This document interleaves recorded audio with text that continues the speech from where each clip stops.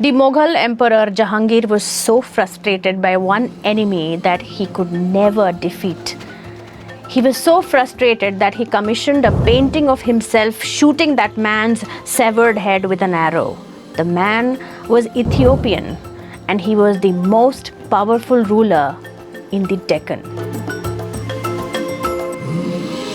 When India talks about Africa today, the conversation is about trade missions, infrastructure, investment, and diplomatic summits. Those relationships do matter, but they often begin from zero, as if the two civilizations had no prior history. The Siddhis, or the Habshis, are Indian communities of African origin living mainly in Gujarat, Karnataka, and Hyderabad. Their ancestors arrived through multiple routes across centuries, through the Indian Ocean trade networks, and offering military service in India. And yes, through the same era of slavery and forced migration that brought Africans to every corner of the world. While their history is complex, it cannot be romanticized either. It must be told, and it's fascinating that the African heritage in India has produced some extraordinary figures. The most remarkable of them is Malik Ambar.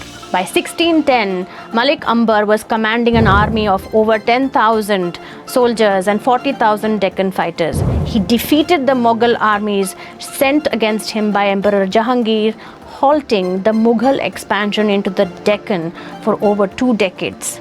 He reformed land revenue administration and is credited for laying the foundations of what would later become Maratha governance and built a new capital at Khadki, which is the present-day Aurangabad in Maharashtra. The idea that a Mughal emperor had to actually paint a fantasy to defeat him tells us about the real virtuosity of Malik Ambar that is never lost to history. Today, the Siddhi communities number between 20,000 to 55,000 across India.